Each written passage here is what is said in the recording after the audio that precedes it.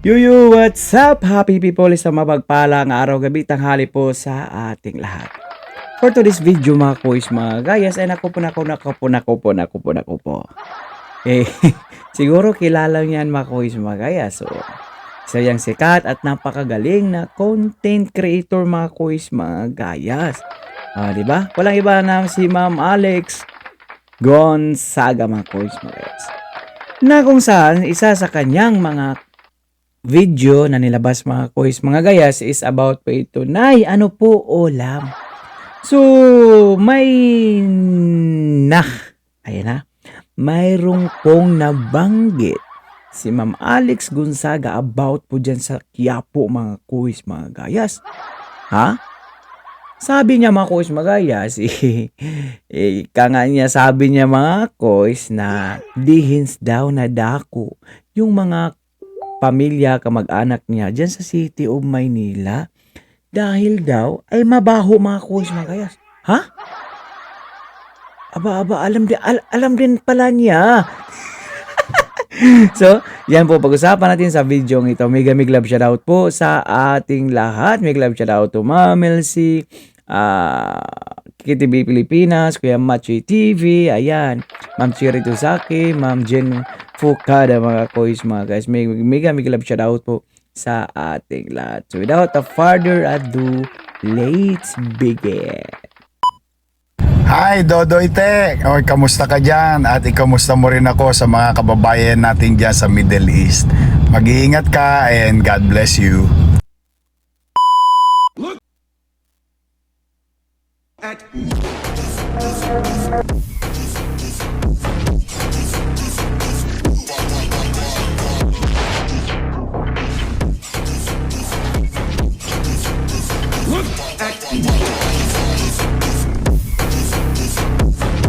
Pagpalain kayo ng buong may kapal. Manila! God first!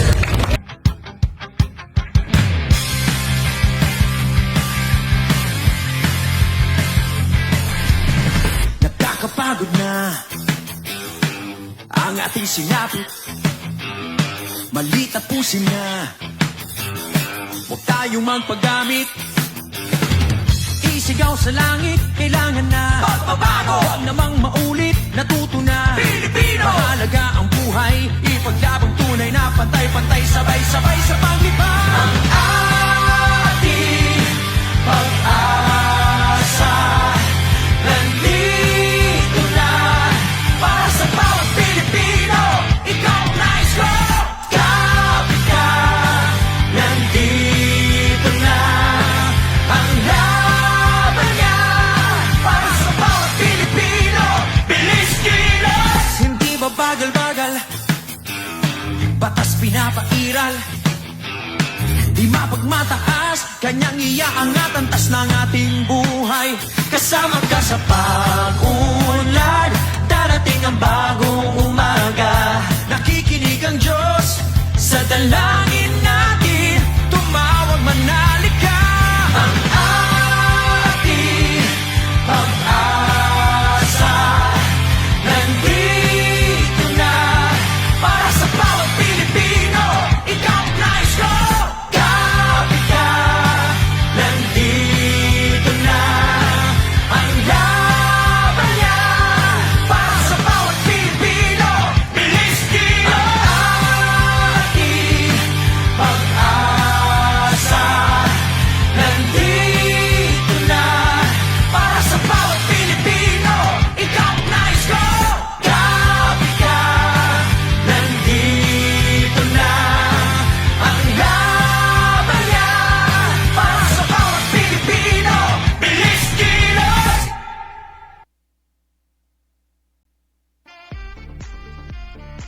Okay, simulan na po tayo mga kuis, mga gayas. At please naman, bago po tayo magsimula, please follow, like, and share, and subscribes po. Ayan.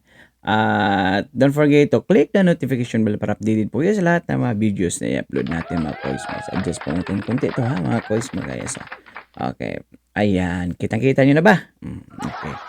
Ma'am Tony Gonzaga, pasok.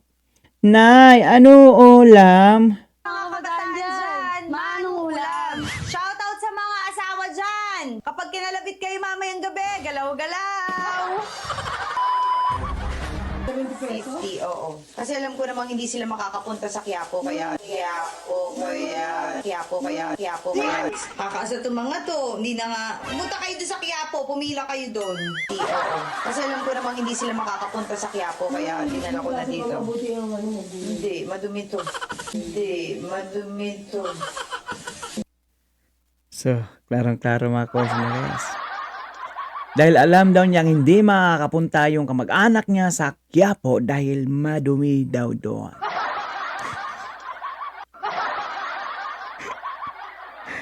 Si mga kois mga gayas. So, diyan mo makikita mga kois mga gayas na kung gaano na po talaga. Kasikat muli ngayon ang City of Manila in terms po sa basura mga kois mga gayas.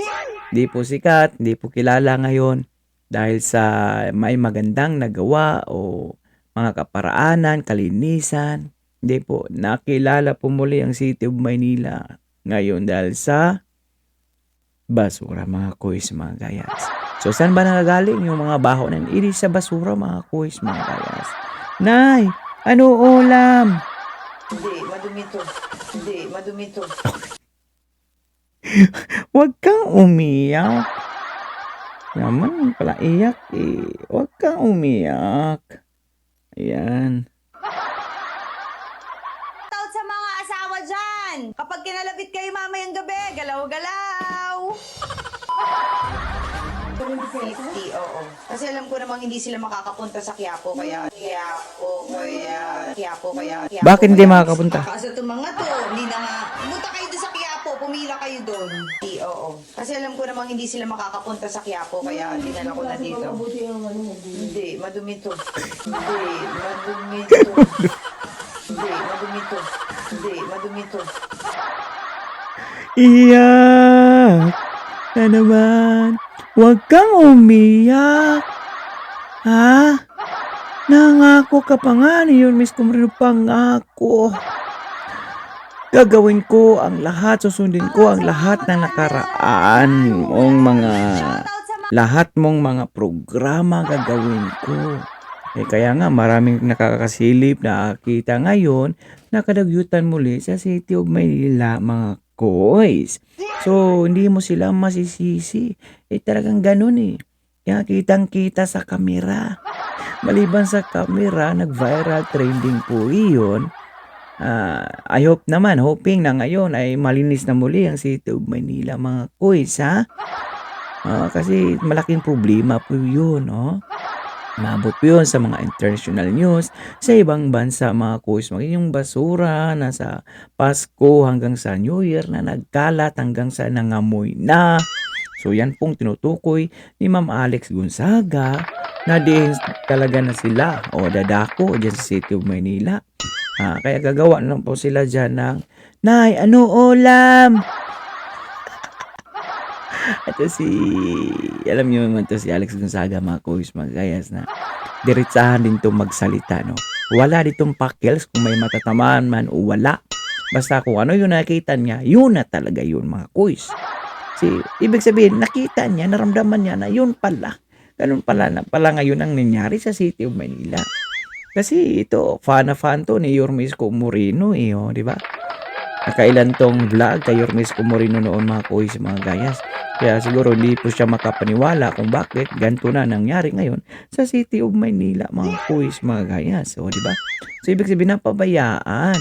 Kasi mismo na itong artista nakapagsalita nga na hindi dadako dahil sa mabaho daw. Huwag ka, kaya po andyan pa yung church, may nakamalaking church dyan sa City of Manila. Tapos nakaraan nakita natin natambak yung basura. Tapos nangangamoy na. So, talagang ito naman sila, alam naman si Alex Gonzaga mga kois, wala pong sinasalto yan. Hanggat kung ano yung katotohanan, yan din po ang sasabihin niya mga kois. Next video mga kois mga gayas, umarangkada naman ang gago. Umarangkada na naman si Makagkag.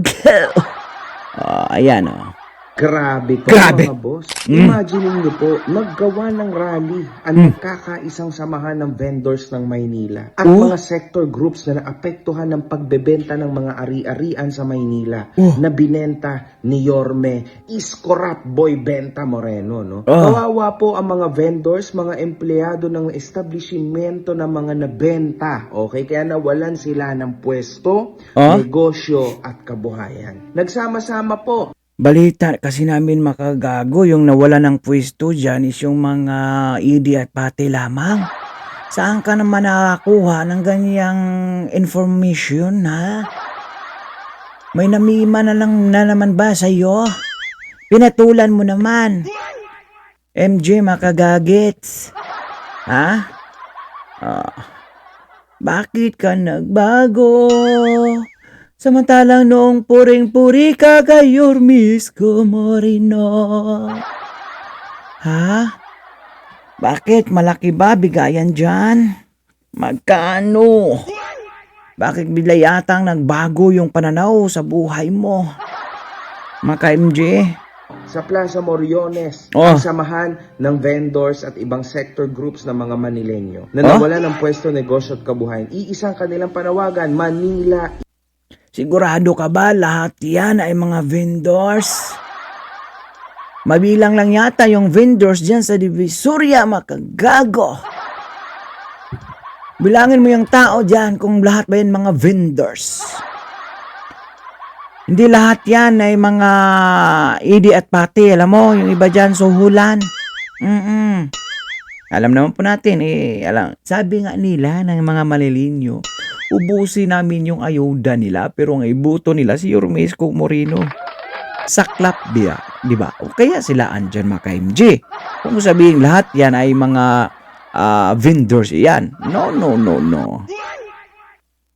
is not for sale. Mm. Hindi namin pinagbebentang ari-arian ang integridad at pagmamahal Ang tanong, kailan pa ba naging for sale ang City of Manila?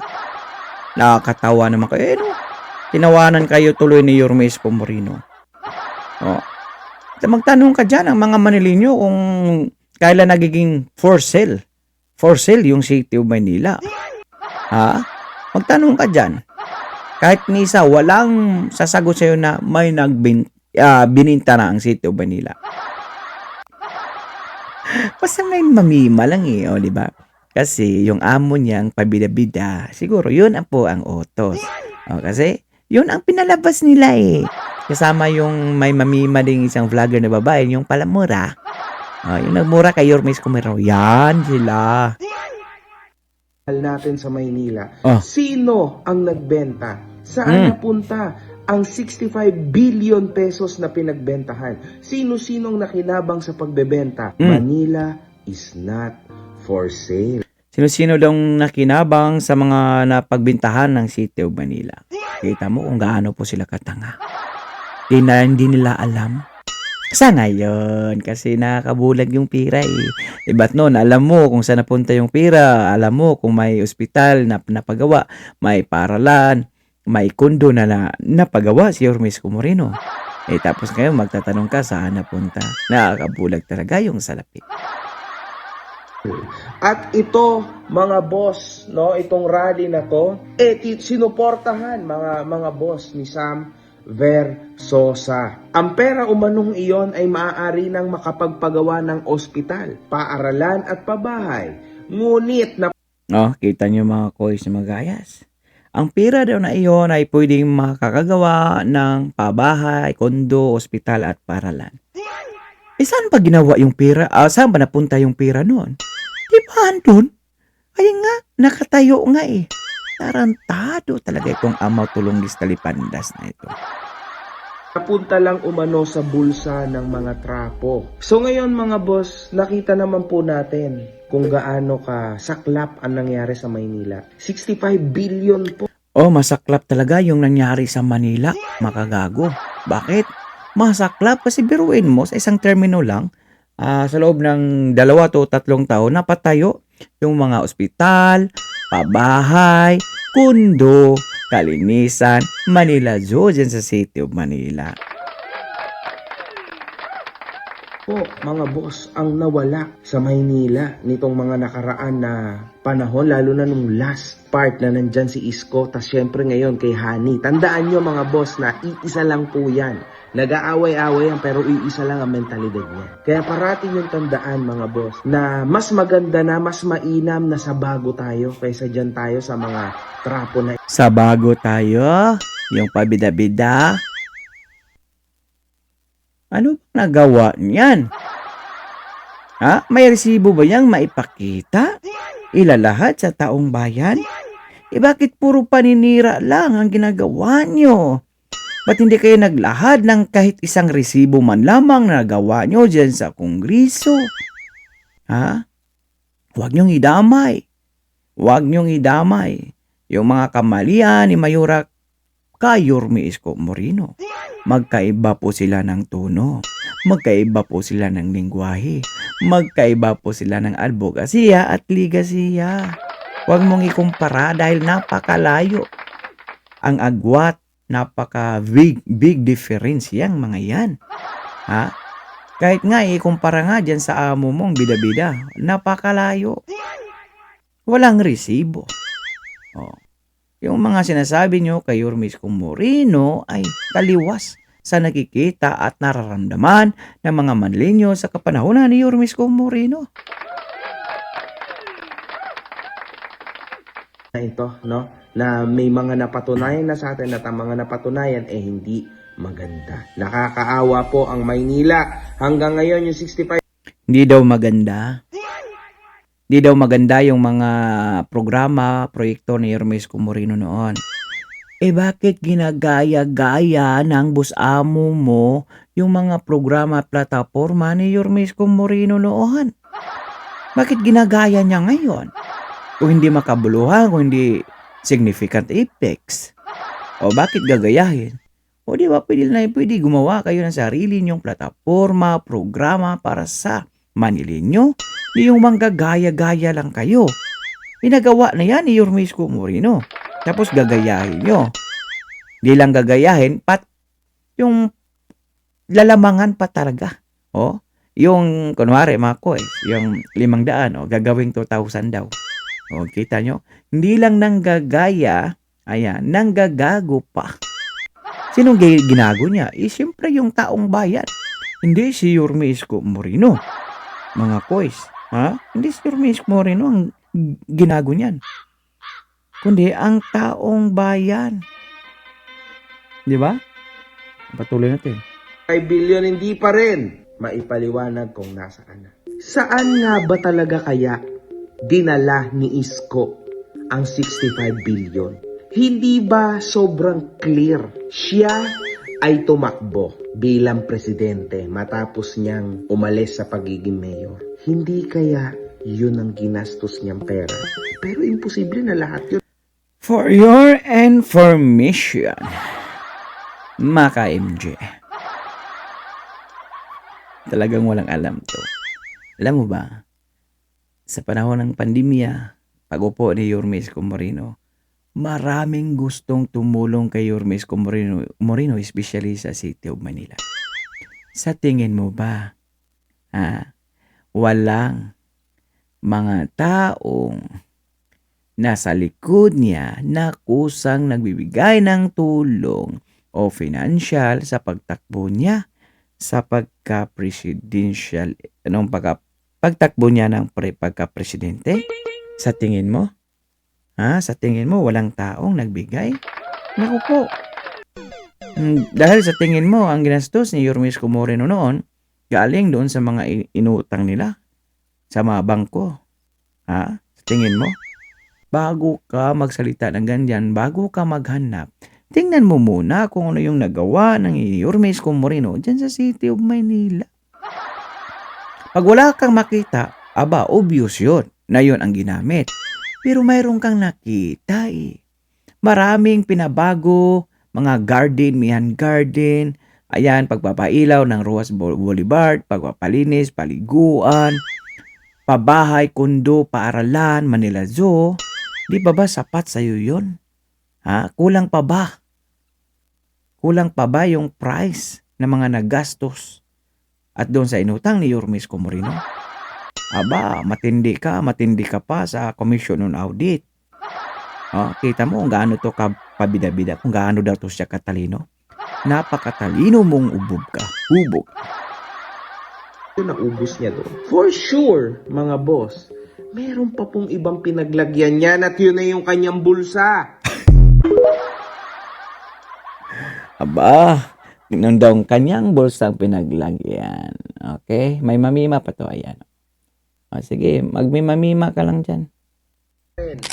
Daning ang Manila lang ang nagbenta ng ganyang karaming mga property. Magkano ulit yung total? 65 billion. Ako, mga boss, para sa akin talaga, wala na yan.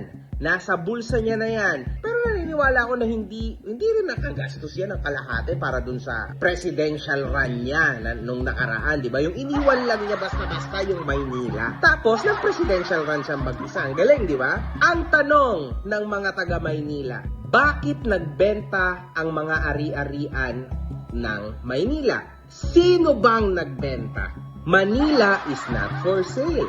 Mga ari-ari. Itong si Isko Boy Benta Moreno, talagang sobrang tindi ng pagiging Boy Benta at Isko Rap. Tignan nyo mga boss ha, utang ng 25 billion sa DBP. Ano ba naman yan, Isko? Imposible naman po na ibinigay niya lahat yung mga pera na yan na napagbentahan niya bilang tulong sa nakaraang pandemya sa mga taga-Manila. Imposible yun, mga boss. Definitely, 80% ng pera na yon ibinulsa. Aba. Grabe yung pagbibintang na yun, mga koysa. Pwede siyang makasuhan noon. 80% daw, para bang sigurado talaga siya na nabulsa ni Yorme Isko Moreno yung pera.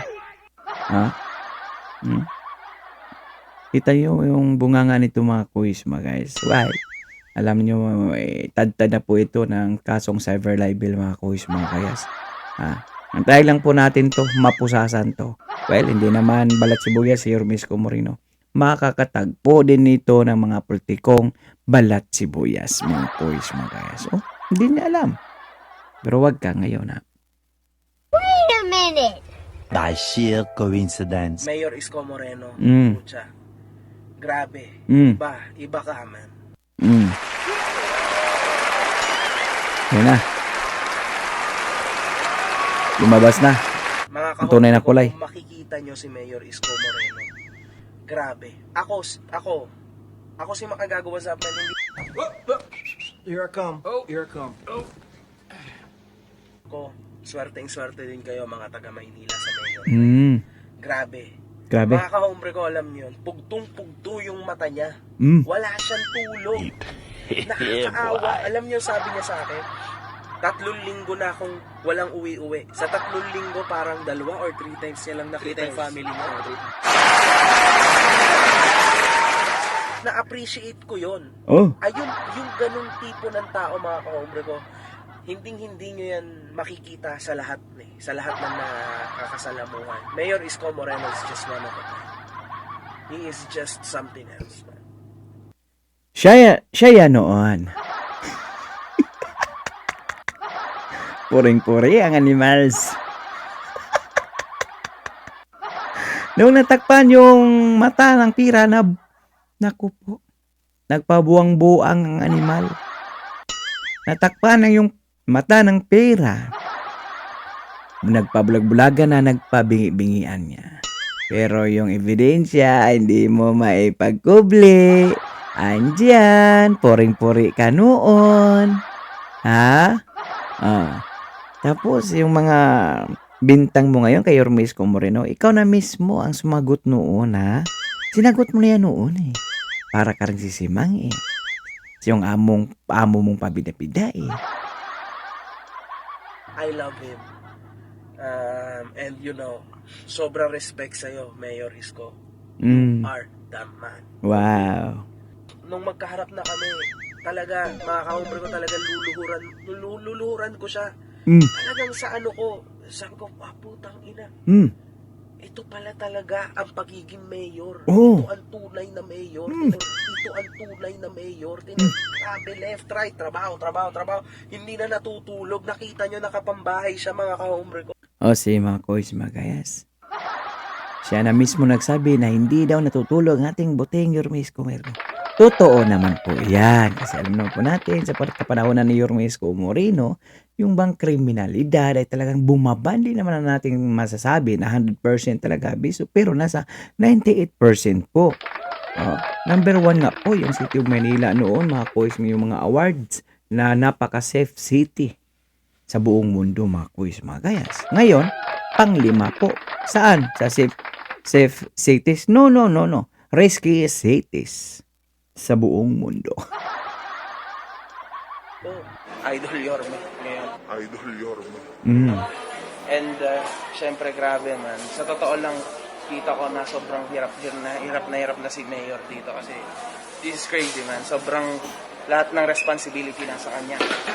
And nakita natin yung inilive niya na medyo nahihirapan siya.